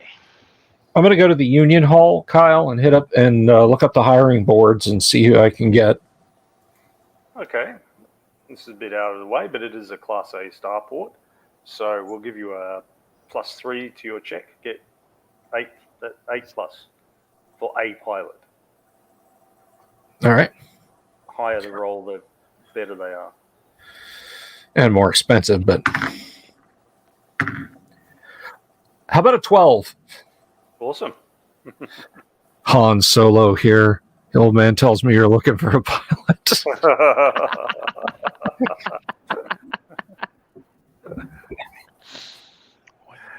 All right. Where's the character generator? All right.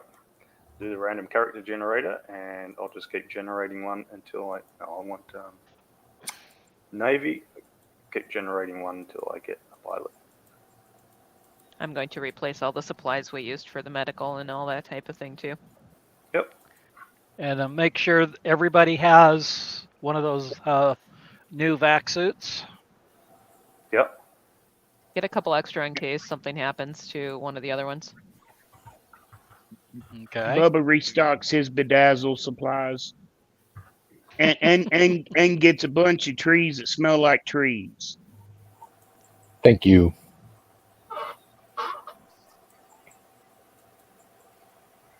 Okay. And I'm going to go back to cleaning. This is going to take me a while.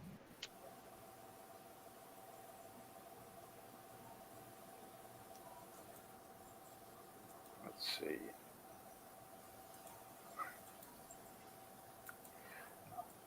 I'm just rolling up random characters on this online generator, and they keep dying. Well, 7 terms in the scouts. Of course, he died.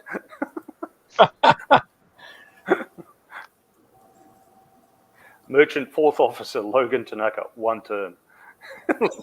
Commissioned during first term of service, death in service. Okay. 7 terms officer and died. Yeah, okay. Holy crap. Merchant officer with auto rifle 5, but he doesn't have any pilot. Hey, Yeah, he was so a purser. Yeah. Auto rifle 5, broadsword 2, gunnery 1, mechanical 1, backsuit 1. You find merchant 3rd class Andrew Weber. He's looking for a job. 50-year-old guy. All right. If you want to hire him, because you do need more security officially. Is it going to hurt your feelings, Bubba, if I hire another security officer? You mean I get to order people around again? No. Oh, man.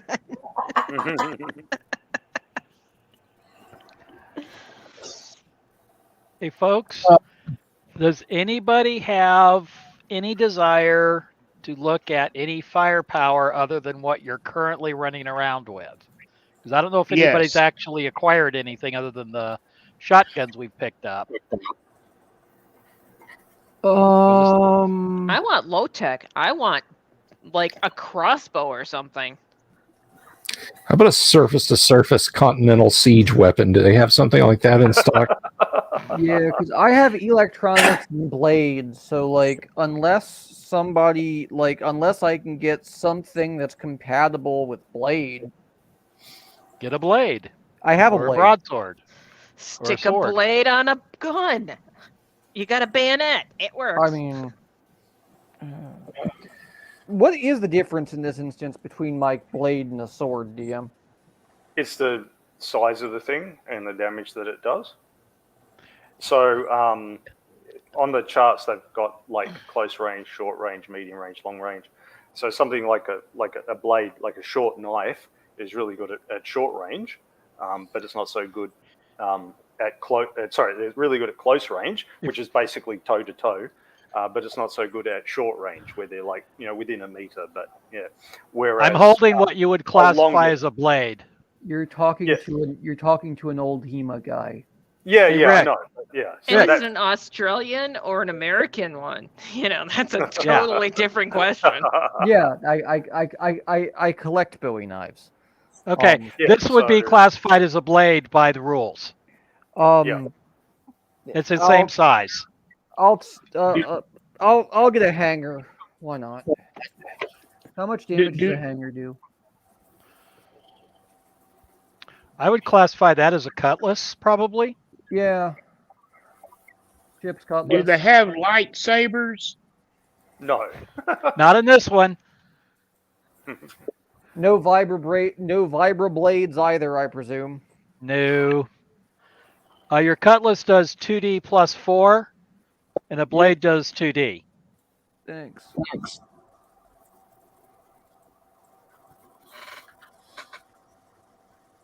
God, this useless Navy is not giving me any pilots at all. Do we have Try tasers? scouts. Yeah, I'm gonna try scouts. Do we have tasers? Nope. Not in basic traveler. Scout dead.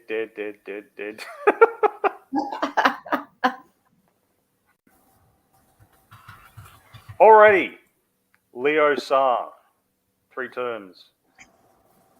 Leo has got electronics, mechanical, pilot, vac suit, and wheeled vehicle. That sounds like it could be promising. 30 years old. Great. Attributes 87A 887. So he's average or above average in everything. His endurance is particularly good. 10 endurance. Are we hiring that other fighter type? Yeah, the merchant with the auto rifle 5. Yeah. Well, do you guys think we need another trigger man? Sure. Can't ever have enough guns. Or Especially with this crew. And That's make sure gonna- each of these guys has the same kind of vac suit we have. That's gonna cut down our the amount on our shares. But if you guys want more DACA it is. Yeah, I think we kind of need that. What was that guy's name? Leo Saar. The merchantman. Andrew Weber. Middle I name love his is music, Lloyd. by the way. I'll call him Andy. And no, Tammy, it's not my Andrew. I would have said something if it was. That character is forbidden to be only played in certain games. So, assuming these guys aren't maniacs who show up wearing, pants made out of human skin or something like that, we'll The normal Will- guys. It great. will, however, take you a week to go around talking to lots of people, see who's free, see who's been mustered out, and see who's interested. There Okay. isn't necessarily just guys waiting around. There might be like, oh yeah, there's a guy coming on the ship that's approaching the port. He might be interested because he was a passenger. There's a ship coming with some guys mustering out, that kind of thing. Mm-hmm. So it takes a week. Just like, that's the basic thing in Traveller, like when you're looking for a new patron and all that kind of stuff. It takes a week. So you spend another, so that means up to day 296.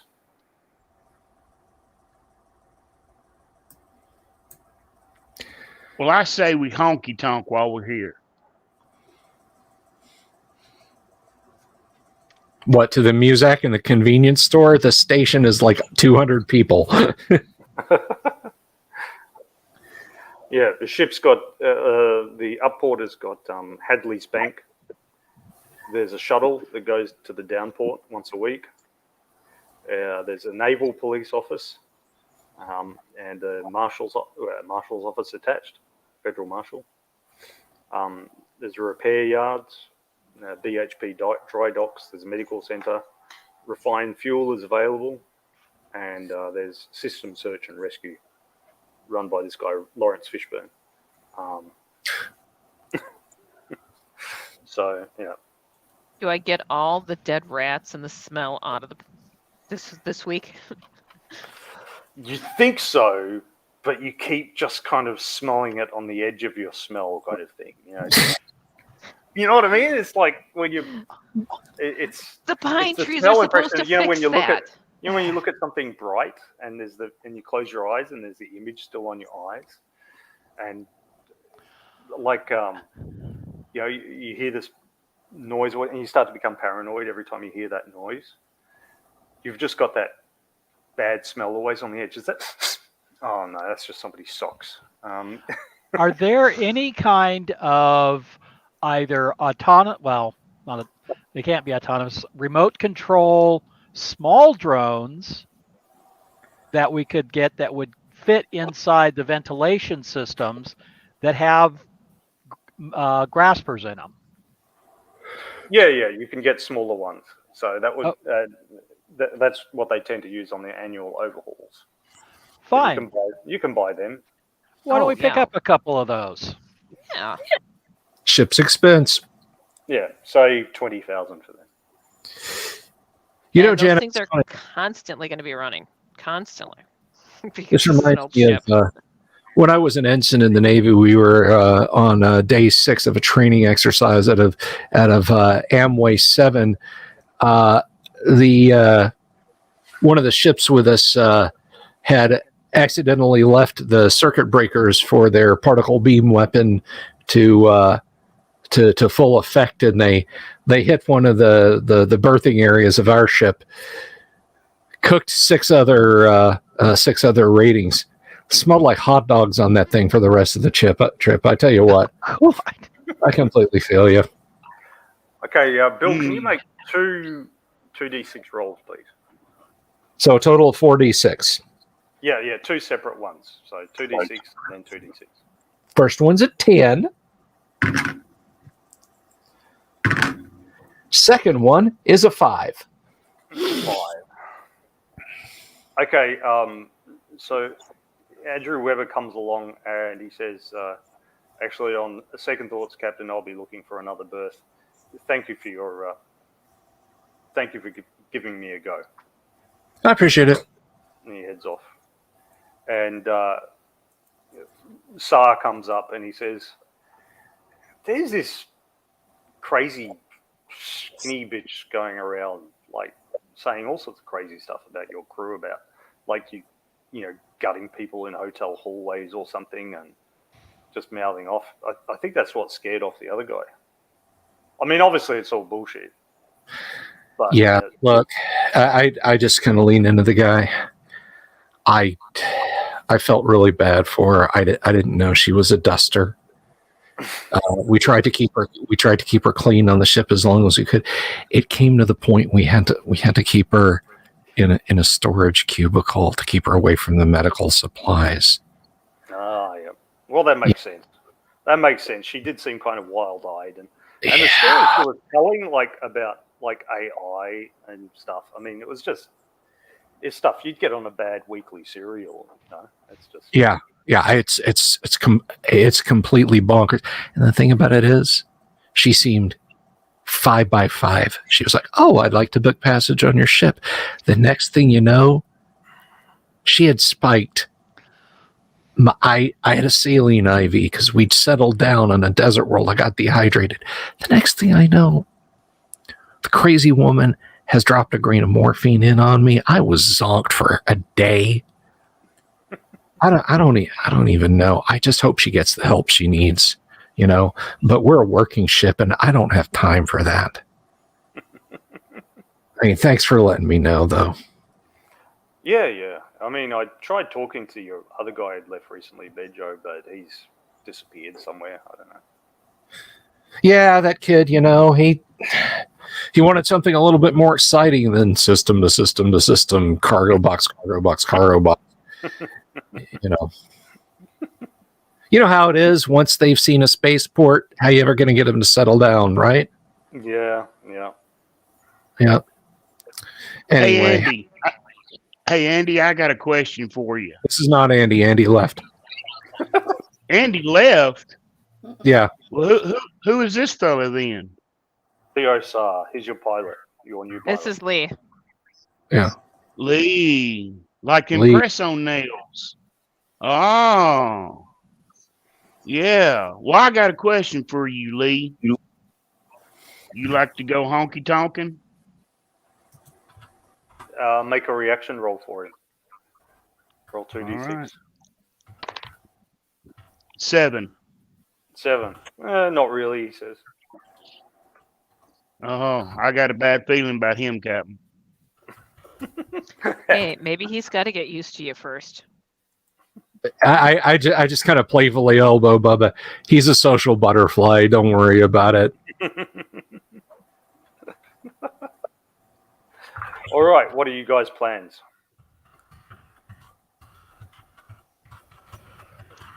Once we've got our supplies and everything, we boost. We should look for some cargo to carry. Oh yeah, good idea. Yeah. Now, I forgot my elite basics. Yep. It's now 23 days since your shootout with the Hamburg, since you plumed them.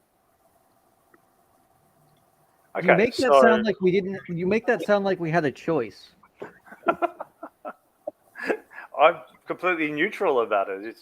This is what you did. You plumed them. I'm just letting you know it's been this long since you were concerned about how fast the news travels. That anyone that might be upset about what you've done or whatever, that He's getting this vicarious thrill out of like watching the tension notch up. This is the suspenseful music in the background. Yeah, there may be someone at your backs, and you're wondering how far. So okay, I read it. It reminds me of you guys. This guy recently, Ollie Ollerton, ex-SAS guy. He did one of those SAS telly shows where they get celebrities or general members of the public and beast them through horrible challenges and all the rest. Anyway, he did an interview recently where he talked about a childhood trauma. He was 10 years old, and he and his brother went to see the local circus that was in town.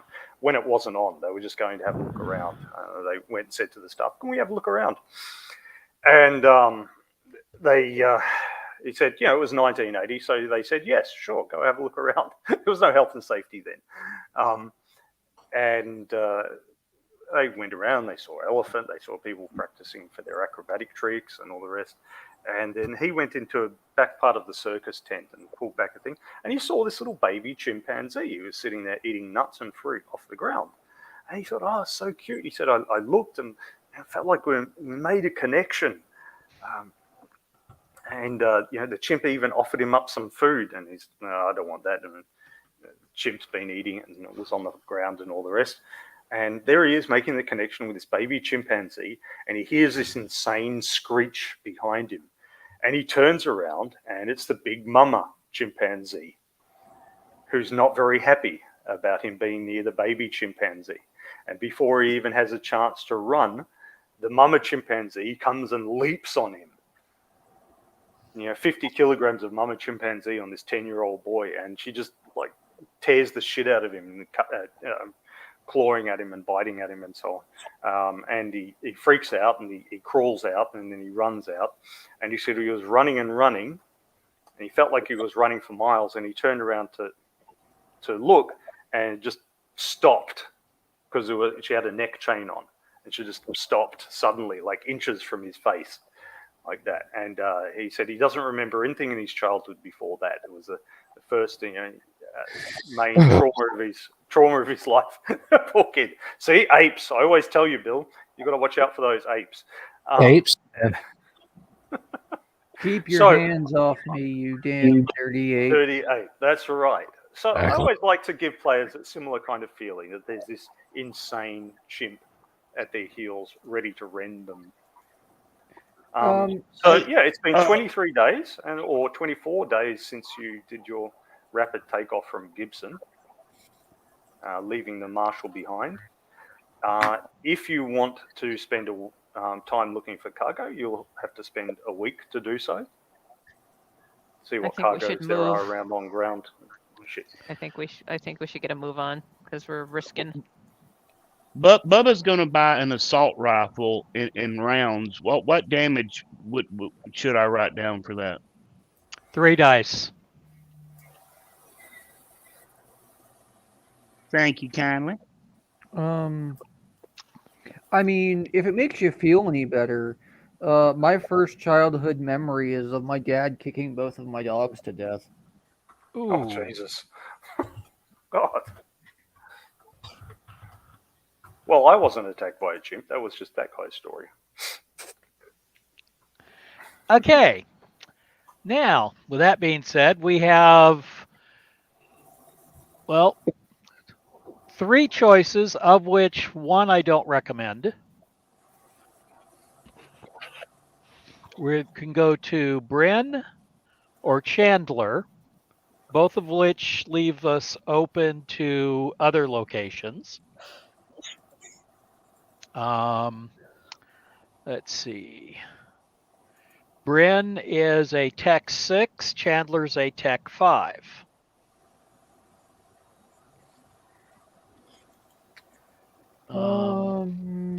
And Bryn has a small population. Chandler has a large population with an extremely high law level. Bryn, it is. Bryn, it is. That wasn't difficult. That Yeah, wasn't Bryn hard at all. has. Yeah, I think there's like a couple hundred people on Bryn with no law level. Even better. Oh, that sounds like our kind of place. Yeah. I bet they got an awesome honky tonk. I think the whole place is just a honky tonk. Well, Well, let's go there. Let's go to honky tonk world. I vote yes. the other way to look at it is you guys might actually be better off on a high law level world. Like when you're on the low law level worlds, you tend to go woohoo and ignore even the few laws they do have. Whereas if you're in a high law level world, you might be a bit more careful. Can I ask you to redact that statement, DM? Because unlike everybody else in this party, I don't think I've done anything to deserve that. Except that cutting guys' throats in the bathtub. But that wasn't me. Like That was me. Yeah, like I literally was not a part of that.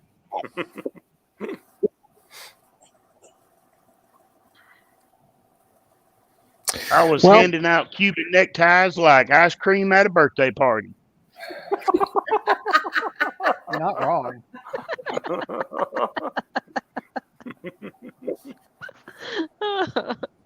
Put that on a business card and hand it out. Okay, let's see. Just so you're aware, Bryn is a size 3 with a thin atmosphere. So that's not too bad. It's only got an atmosphere or a hydro 1, but we really don't care. It's also got a gas giant. So, so like I say, it's got a thin atmosphere. It's got a couple hundred people. A government level is 4. What kind of material are we going to be able to maybe pick up for cargo? That I couldn't tell you. Okay. Government 4 is representative democracy. They probably have a small city council. And of course, a 0 law level. Hey, true democracy it is then. Really. Of course, their standard council meetings probably devolve into a shootout at some point. Probably. Or, somebody gets caned or... Yeah. It's the 16th century. Tarred and feathered, So, okay. So, all right, let's go to Bryn with the intent of finding cargo. Okay. Yeah. It is on the trade/export routes, however these are designated. Mm-hmm. It is.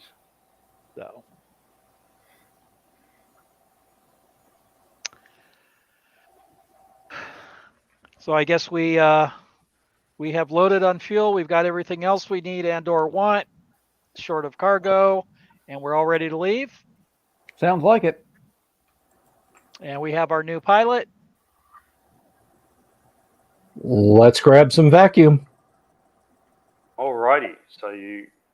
So slippery, though. Kind of cold, also. Yeah.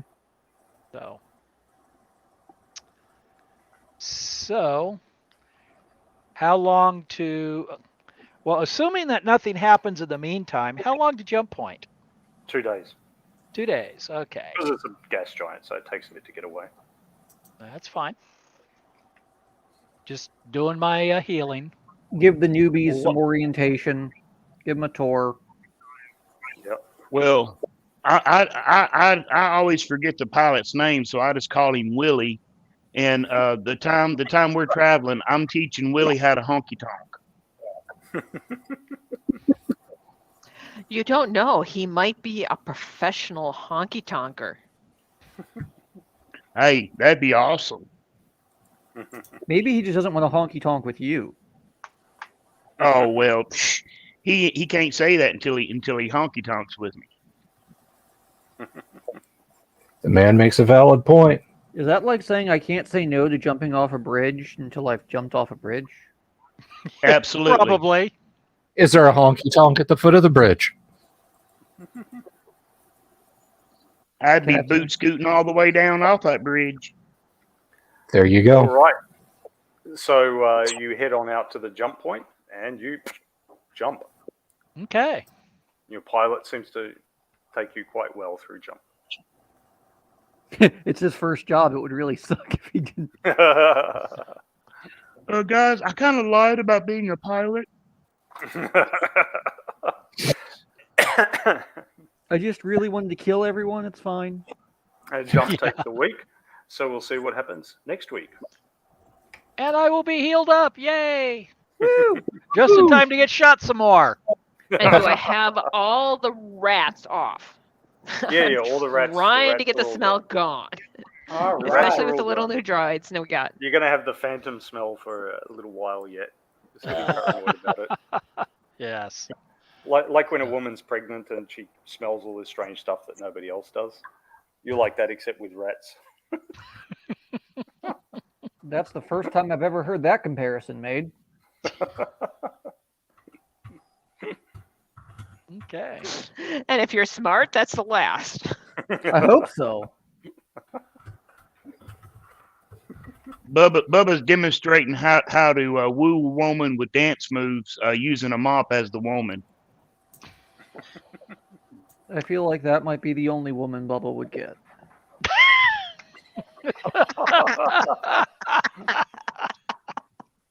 Oh dear, dear, dear. Oh, with friends like that. Who needs enemies, right? Really? Yep. That's it. Okay. Pilot response, oh God, we're all going to die. No. Eventually. Oh just God, not you're all gonna today. die. Yeah. Well, the best response for a pilot is hold my beer. I saw this once. Ooh.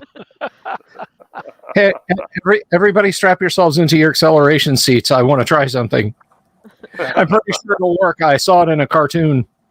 The manual says not to do this. That means I'm going to try it. So that, boys and girls, is Another glorious Traveler. week of Traveler, classic Traveler, and all the Yep. fun. Of course, I thank everybody for joining in tonight. It was good to see you. And Tammy, I will put you on the spot repeatedly in the future. So Only because I've already texted Gary and threatened he better not do it to me. how Because we have a game on Saturday night, and I'm like, don't you even tell Dave to do that to me. much is it worth it for me not to send this video URL to all of your email contacts, Tammy? Yeah. I kid, of There course. must be a reason that I don't have Tammy's email and contact details.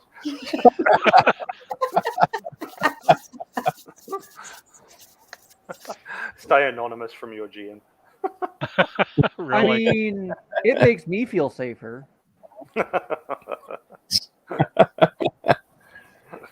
Danny says, I'm absolutely checking deeper into this along with Gamma World. These streams are amazing. Thank you all. Well, thank you, Danny. Oh, Thank very you good. very much. I greatly appreciate it. And if you've just cruised by, if you're just stopping by, if you're sitting out there and this is kind of, an interesting thing, please consider clicking the subscribe button and the bell icon for notifications. And if you like it, give it a thumbs up. You can always leave a comment in the comment section below. I do read all of them.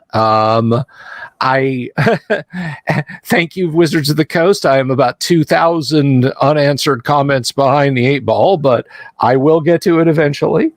If you want to reach out to any of our players specifically, just make sure you address it in the in the comment that you leave. And if you want to join us for shenanigans that don't necessarily pertain to people getting dumped out airlocks and six-legged space rats and being wanted on 12 systems, you can check out our live play of first edition Advanced Dungeons and Dragons that we do on Tuesday nights. And if the Wasteland is more your thing, something for a little bit of that Thundar the Barbarian by way of Fallout vibe, then on Friday nights we play classic Gamma World with a fun group. DM. Yes. Wrong DM. Bill, if they want to reach us, directly or have any questions, I might recommend they try the Discord, because let's face it, I don't think any of us players actually check the comments of your videos. I understand completely. Let me get We that got a Discord. I know. I mean, we've lived it. We don't have to listen again to ourselves. Okay, I don't know about you. I can't stand hearing my own voice. Oh, same. I can't. I love the sound of my own voice. Beautiful thing. We know that's why you're the DM. Call your If I voice wanted to hear, song in our ears week in and week out. if I wanted to listen to my own voice, I just watch reruns of Andy Griffith when Gomer Pyle's on. Gomer Pyle. Surprise, surprise, surprise. Jim Neighbors, man. Surprise, surprise, surprise. Yeah, that's right. So yes, you can join us on Discord. You can leave a comment below. Of course, you've seen if you'd like to support the channel and subscribe store or Patreon or buy me a coffee, it's right down there, and it goes towards the betterment of the show. It's not right down there. You'll have to edit it later. No, it is. The scroll is right. It's way down there. Even if you guys can't see it, it'll show up on the thing. And don't forget to subscribe, like the content, and share the content on your social media platform of choice. Yes, indeed. Very smooth. You used to do radio advertising there, Todd? No, he was a minister. And we have prior versions too. That's so you right. Can listen to the older ones.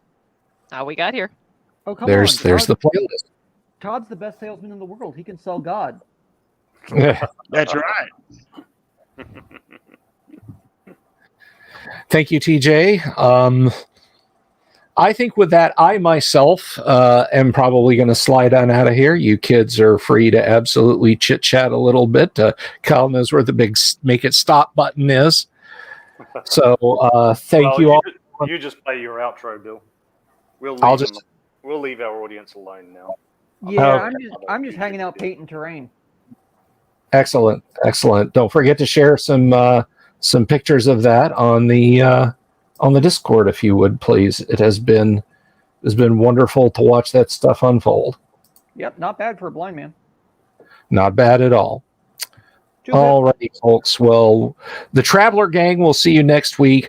I'll be back tomorrow night with James F. Keck, and he'll be talking about some awesome stuff that he's doing. And then Friday night, of course, a little preamble ramble, and then we'll get into Classic Gamma World at 9 o'clock. But until then, be good to each other, everyone. I love you all. Take care. Peace. Good night, everyone. Take care. Good night. Good night. Bye-bye. Night, peeps. Have you seen my owl bear?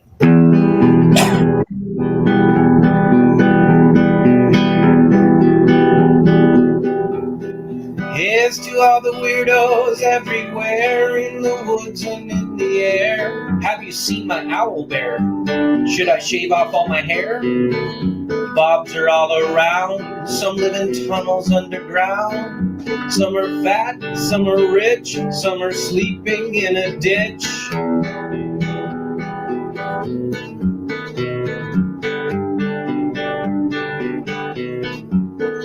Can you ride a crooked horse without a saddle way off course? Naked as a toad, all the way to Smoky Joe's. Have you seen the little creep driving fast in his little green Jeep? He smells like fish and brandy. but his rotten teeth look dandy. Take me to the show, I don't care if fast or slow. From action flicks to dancing dicks, just take me to the show.